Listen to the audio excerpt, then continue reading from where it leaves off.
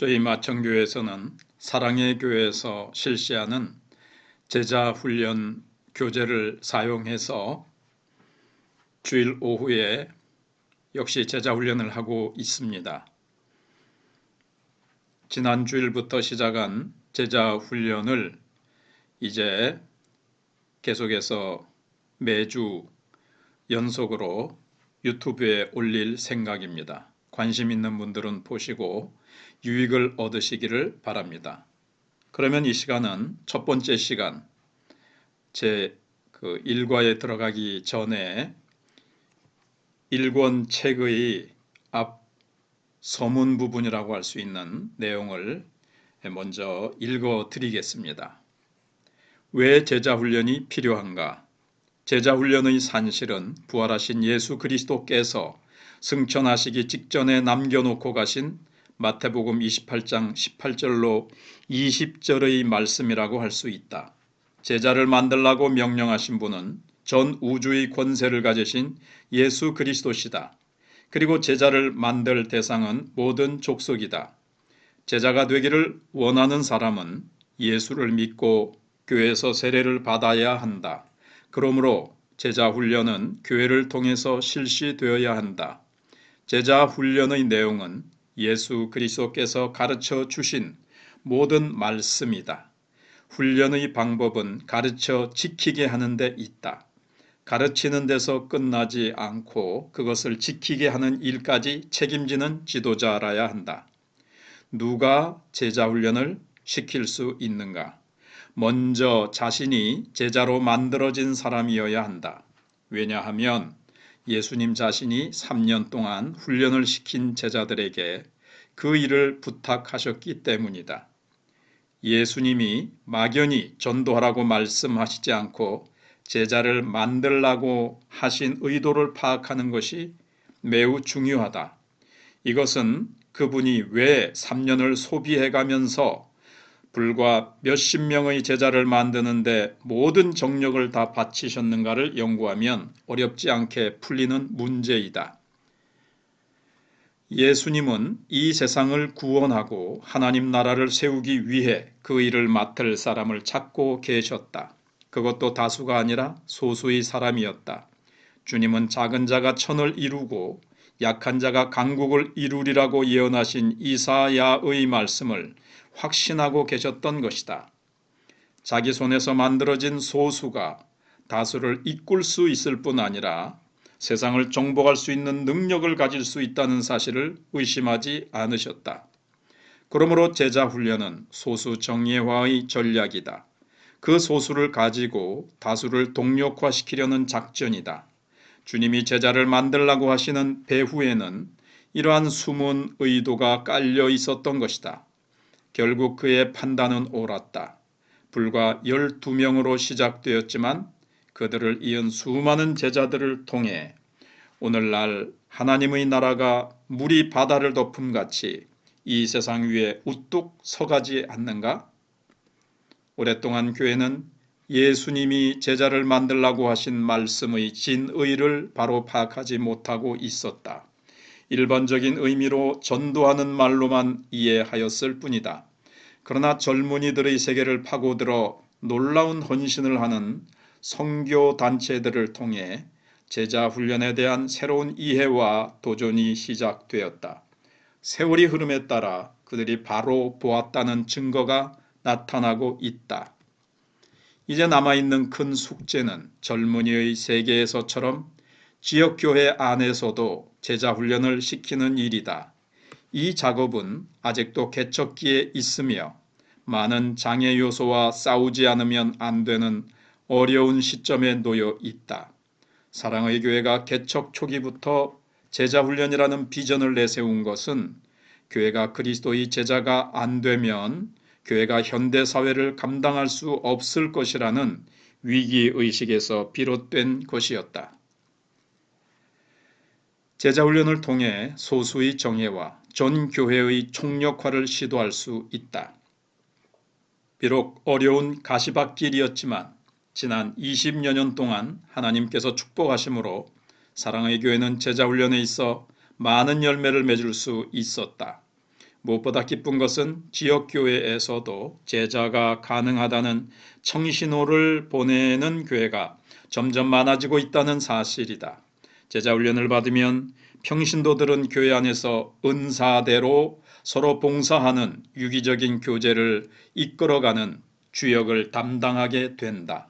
그래서 다른 형제들을 가르치며 세워주는 봉사를 통해서 전 교회가 세상 앞에서 그리스도의 제자로 나타나게 만드는 것이다. 이것이 교회가 세상에서 빛과 소금의 소명을 다할 수 있는 지름길이라고 확신한다. 제자훈련은 소그룹이라는 특수한 환경을 통해서 이루어진다. 그리고 교역자의 손에서 만들어진다. 이것은 예수님이 우리에게 보여주신 모범이요 지도 지침이라고 할 수 있다. 오늘날 교회가 체질을 갱신하고 새로운 이미지를 가진 존재로 세상 앞에 나타나려면 교회의 본질과 소명을 회복해야 한다. 이것은 세상에서 부름받은 하나님의 백성인 동시에 세상으로 보냄받은 그리스도의 제자라는 정체성을 확고하게 할 때만이 가능한 일이다.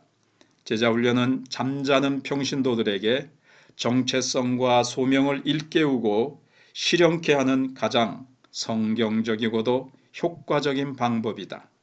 이러한 제자훈련을 통해 머지않아 우리나라의 모든 교회가 그리스도의 제자로 탈바꿈하는 새로운 장이 열릴 것을 조금도 의심하지 않는다.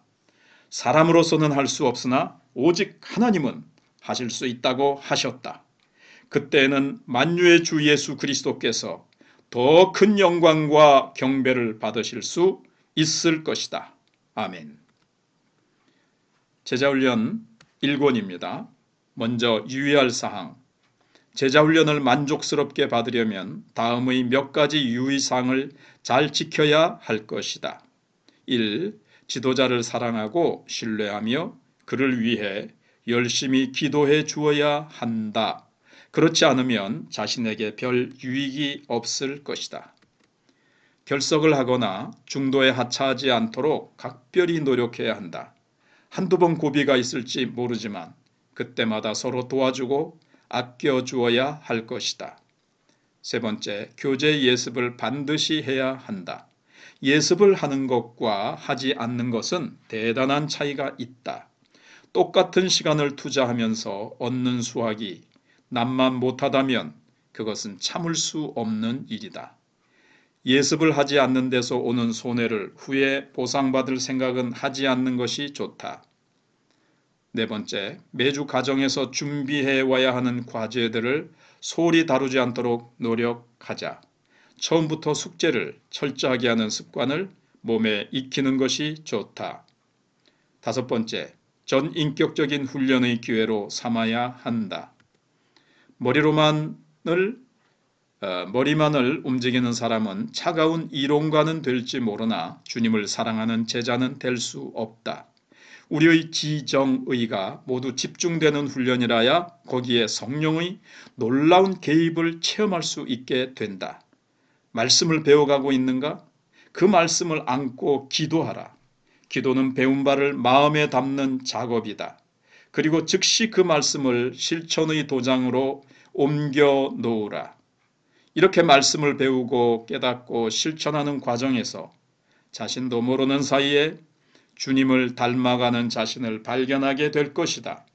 내가 주의 법을 어찌 그리 사랑하는지요. 내가 그것을 종일 묵상하나이다. 시편 119편 97절 말씀. 아멘. 방금 읽어드린 부분은 1권 들어가기 전에 1권, 2권, 3권 전체에 대한 제자훈련에 임하는 유의사항입니다. 자, 이제 진짜 제1권 제자훈련의 터다지기를 생각해 보겠습니다.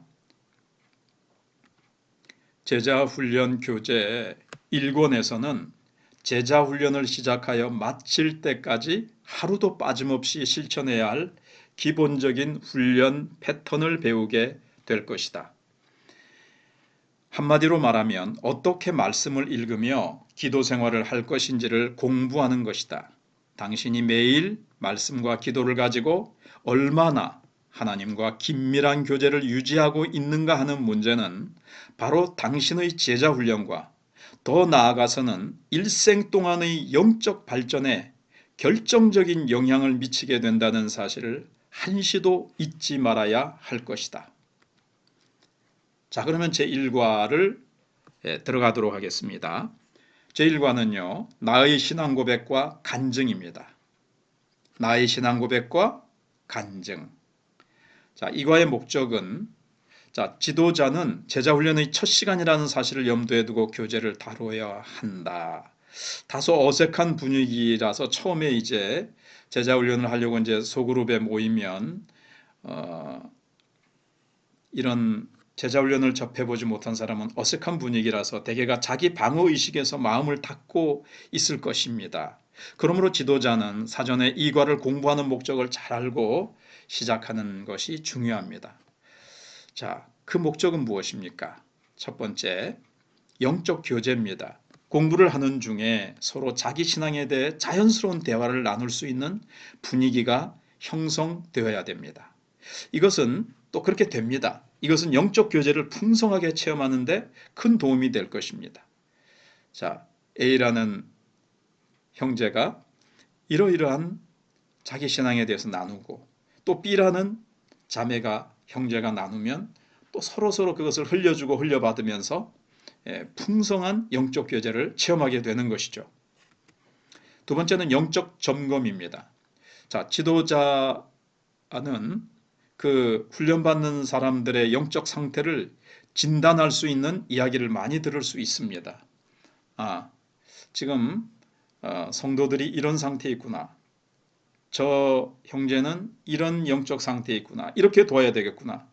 저 형제는 또 저런 상태에 있구나. 저렇게 도와야 되겠구나. 그래서 그런 귀중한 자료가 되는 것입니다. 자, 서론입니다. 예수를 믿으면 어디서 누구를 만나든지 자기의 신앙을 고백할 수 있어야 한다. 초대교회 성도들은 잘못하면 끌려가 죽임을 당할 수 있었던 환경임에도 불구하고 가정과 일터에서 예수가 자기의 구주 되심을 조금도 부끄러워하지 않고 자랑하고 전하였다. 교회를 다니면서 자기의 신앙을 고백하는데 부끄러워하거나 확신이 없다면 매우 염려스러운 현상이 아닐 수 없다. 그리고 서로의 신앙을 고백하고 간증하는 분위기에서는 마음과 마음을 깊이 나눌 수 있는 영적 교제를 맛볼 수 있다. 오늘날 교회가 차가워지는 이유 가운데 하나가 있다면 신앙 고백을 서로 나누는 교제가 사라지고 있기 때문이다. 우리는 모두 처음 만나서 훈련을 받기 시작하는 처지에 있다. 그러므로 서로의 마음을 열고 받아들이는 것이 매우 중요하다. 이제 솔직하게 각자가 자신의 신앙을 고백하면서 다른 형제들의 이야기를 들어보자. 하나님의 자녀들이 많이 모인 자리에서 체험할 수 있는 기쁨이 우리의 마음을 윤택하게 할 것이다.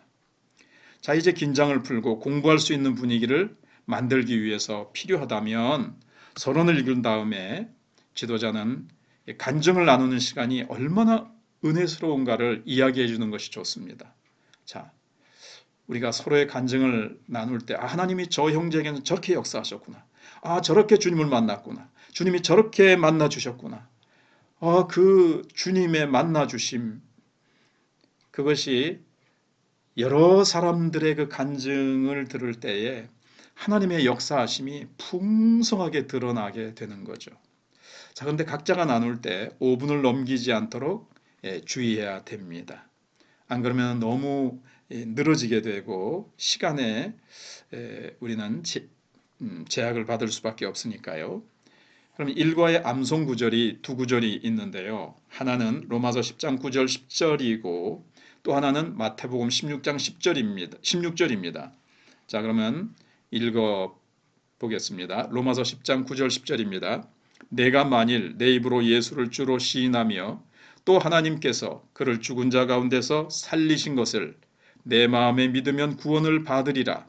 사람이 마음으로 믿어 의에 이르고 입으로 시인하여 구원에 이르느니라.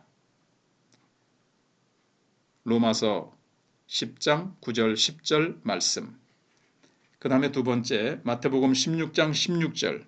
시몬 베드로가 대답하여 이르되 주는 그리스도시요 살아계신 하나님의 아들이시니이다. 아멘. 마태복음 16장 16절입니다.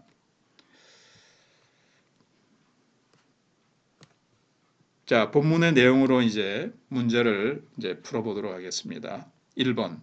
사도 바울은 복음을 전하는 중에 필요하다고 생각되면 자기가 어떻게 예수를 믿게 되었는지에 대해 간증하기를 좋아하였다. 사도행전 22장 1절로 16절을 펴서 자세히 읽어보라.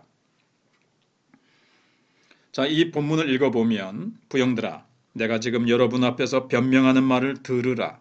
그들이 그가 히브리 말로 말함을 듣고 더욱 조용한지라.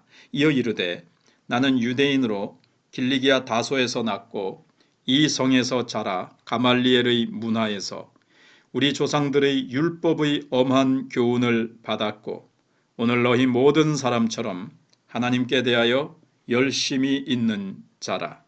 내가 이도를 박해하여 사람을 죽이기까지 하고 남녀를 결박하여 옥에 넘겼노니 이에 대제사장과 모든 장로들이 내 증인이라. 또 내가 그들에게서 다메섹 형제들에게 가는 공문을 받아가지고 거기 있는 자들도 결박하여 예루살렘으로 끌어다가 형벌받게 하려고 가더니 가는 중 다메섹에 가까이 갔을 때에 오정쯤 되어 호련히 하늘로부터 큰 빛이 나를 둘러 비침에 내가 땅에 엎드러져 들으니 소리 있어 이르되 사울아 사울아 내가 왜 나를 박해하느냐 하시거늘 내가 대답하되 주님 누구시니까 하니 이르시되 나는 내가 박해하는 나사렛 예수라 하시더라. 나와 함께 있는 사람들이 빛은 보면서도 나에게 말씀하시는 이의 소리는 듣지 못하더라. 내가 이르되 주님 무엇을 하리이까? 주께서 이르시되 일어나 다메섹으로 들어가라. 내가 해야 할 모든 것을 거기서 누가 이르리라 하시거늘 나는 그 빛의 광채로 말미암아 볼 수 없게 되었으므로 나와 함께 있는 사람들의 손에 끌려 다메섹에 들어갔노라. 율법에 따라 경건한 사람으로 거기 사는 모든 유대인들에게 칭찬을 듣는 아나니아라 하는 이가 내게 와 곁에 서서 말하되 형제 사울아 다시 보라 하거늘 즉시 그를 쳐다보았노라. 그가 또 이르되 우리 조상들의 하나님이 너를 택하여 너로 하여금 자기 뜻을 알게 하시며 그 의인을 보게 하시고 그 입에서 나오는 음성을 듣게 하셨으니 내가 그를 위하여 모든 사람 앞에서 내가 보고 들은 것의 증인이 되리라. 이제는 왜 주저하느냐? 일어나 주의 이름을 불러 세례를 받고 너의 죄를 씻으라 하더라. 아멘. 먼저 내용을 관찰을 하겠습니다. 자, 첫 시간이기 때문에 제가 쉽게 정리를 해드리겠습니다. 3절로 5절은 예수님을 만나기 이전에 그 바울의 자기 형편을 나누었고요. 6절로 11절에서는 예수님을 만나는 극적인 상황을 이야기했습니다. 그리고 12절로 16절에서는 예수님을 만난 후에 변화를 나누었습니다. 자, 그러면 간증이란 뭘까요? 간증이란 개인의 어떤 신앙적인 체험을 공적으로 밝히 증언하는 것을 말합니다. 간증은 인격적으로 만난 하나님을 소개하는 접촉점이자 서로가 같은 믿음을 확인하는 공통 분모 역할을 한다는 것입니다.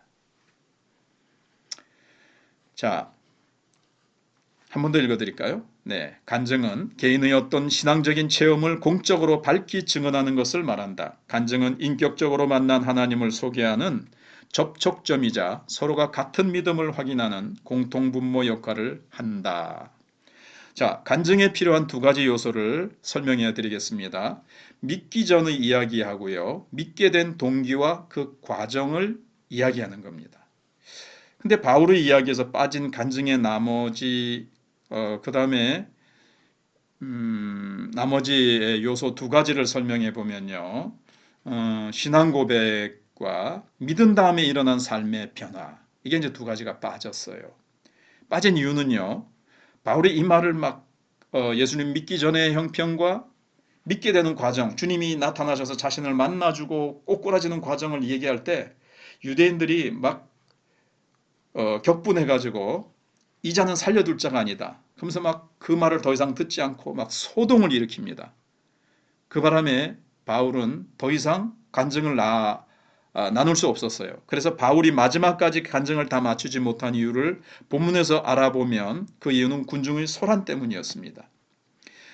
자, 네 가지를 다 바울이 못했지만 간증의 네 가지는 뭐겠습니까? 간증에서 필요하다고 생각하는 뭐가 필요하는지 각자의 생각을 말해 볼 수 있습니다. 자, 2번을 이제 보면요. 그러니까 1번에서 정리해 보면요. 믿기 전의 이야기고요. 그 다음에 믿게 된 동기와 과정이고요.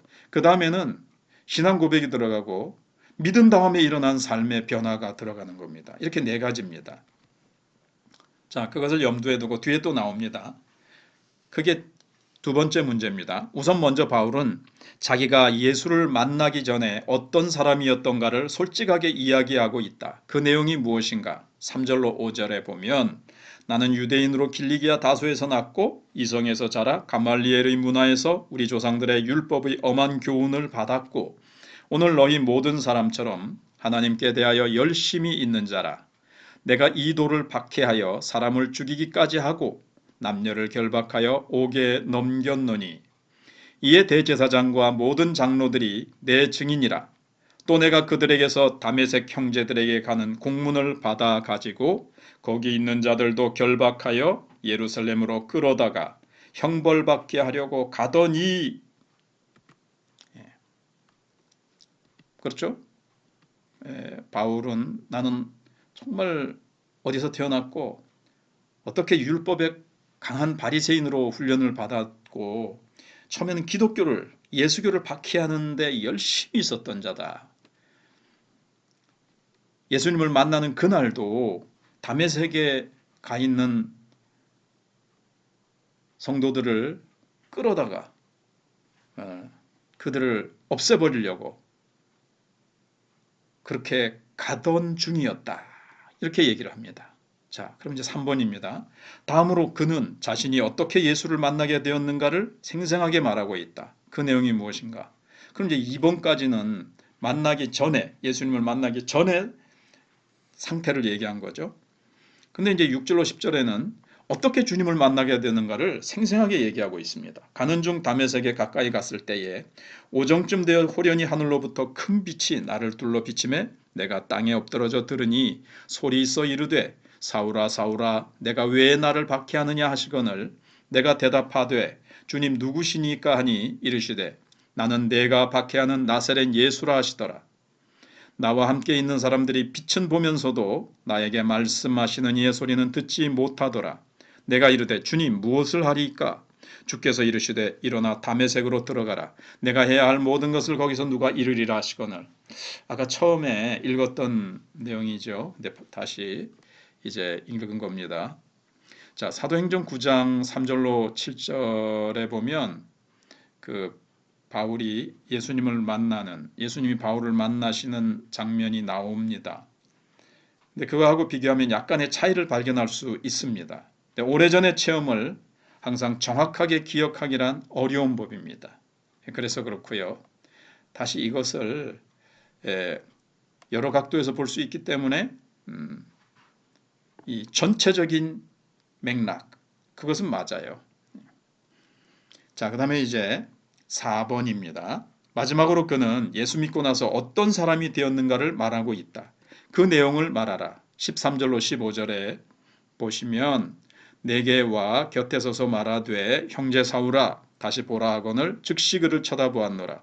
그가 또 이르되 우리 조상들이 하나님이 너를 택하여 너로 하여금 자기 뜻을 알게 하시며 그 의인을 보게 하시고 그 입에서 나오는 음성을 듣게 하셨으니 내가 그를 위하여 모든 사람 앞에서 내가 보고 들은 것에 증인이 되리라.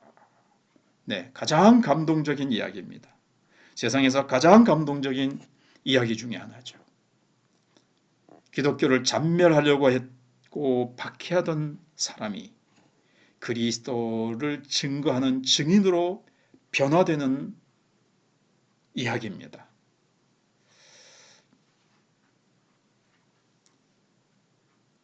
그렇게 감동적이라고 생각하는 이유가 무엇일까요? 각자 대답해 볼 수 있는데요. 자, 보세요. 저는 그렇게 생각합니다.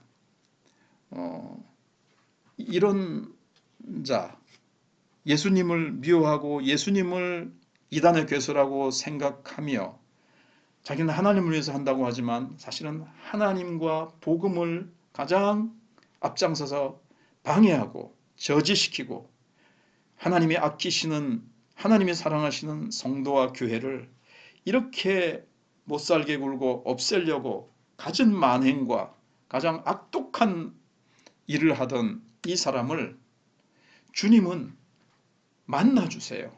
이 사람을 심판하셔서 제거해버리지 아니하시고 이 사람을 만나주십니다. 주님이 찾아와 주십니다. 바울은 거기에 굴복하고 내가 무엇을 하여야 하리까 순종하려는 마음으로 그가 꼬꾸라지고 그리고 아나니아가 와서 이렇게 주님의 말씀을 전해줄 때 그것을 받아듣고 사울이 바울로 변화됩니다. 그로 인해서 얼마나 놀라운 역사가 일어났습니까? 그래서 저는 참 감동적이라고 생각합니다. 여러분들은 또 더 아름다운 이런 이유들을 거기에 이야기하실 수 있을 겁니다. 각자가 받은 감동이 있을 겁니다. 톨스토이의 간증이라 그럴까요? 그것을 짧게 기록된 글이 있어서 제가 나누어 보겠습니다. 5년 전 나는 정말 예수 그리스도를 나의 주님으로 받아들였다. 그러자 나의 전생애가 변했다. 이전에 욕망하던 것을 욕망하지 않게 되고 오히려 이전에 구하지 않던 것들을 갈구하게 되었다. 이전에 좋게 보이던 것이 좋지 않게 보이고 대수롭지 않게 보이던 것들이 이제는 중요한 것으로 보이게 되었다. 나는 소위 행운의 무지개를 쫓아 살았는데 그 허무함을 알게 되었다. 거짓으로 나를 꾸미는 것이나 여인들과의 타락한 생활이나 술 취해 기분 좋아지는 것이 더 이상 나를 행복하게 할 수는 없었다. 네, 레오 톨스토이의 간증입니다. 자, 이제 5번입니다. 바울의 예를 통해 우리가 신앙 고백을 간증 형식으로 하려고 할 때에는 적어도 3가지 내용을 갖춰야 된다는 것을 배울 수 있다. 예수 믿기 이전의 자기 형편, 예수를 믿게 된 과정, 예수를 믿은 다음에 일어난 변화가 그것이다. 당신은 이런 식으로 자신의 신앙을 간증할 수 있다고 생각하지 않는가? 한번 써보든지 우리 소그룹에서 형제들에게 말로 해보라 하는 겁니다. 자, 간증의 3가지 요소를 잘 기억하고 이해하자. 그리스도인이라면 누구든지 간증을 가지고 있는데 자신의 간증을 직접 다른 훈련생들 앞에서 말할 수 있다면 좋을 것이다. 한 사람이 3분 이내로 간증의 요소를 갖추어서 이제 다음 시간에 발표를 하는 겁니다. 한 사람도 빼놓지 않고 간증하도록 합니다. 자, 이제 10번까지 일과가 문제가 있는데요. 저희 마천교에서는 여러 가지 이렇게 나누고 하다 보면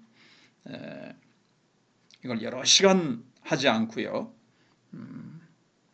오후에 이게 이제 한 과를 놓고 이제 2번에 걸쳐서 합니다. 그래서 10번인데 5번까지 했습니다. 그래서 전체를 유튜브에 한 일과를 다 올릴까 하다가 제가 일단 우리 교회의 진도에 맞추어서 지금 5번까지 하고 이 시간 마치려고 합니다. 유튜브에서는 10번까지 다 해서 이것이 잘리지 않고 계속 이어지면 좋겠다 하는 생각도 했지만 여러 가지 사정으로 여기서 마무리하고 6번부터 10번까지는 이제 내일 주일 오후에 이제 우리가 훈련을 받게 됩니다. 그리고 나서 다시 6번부터 10번까지를 올리도록 하겠습니다. 감사합니다.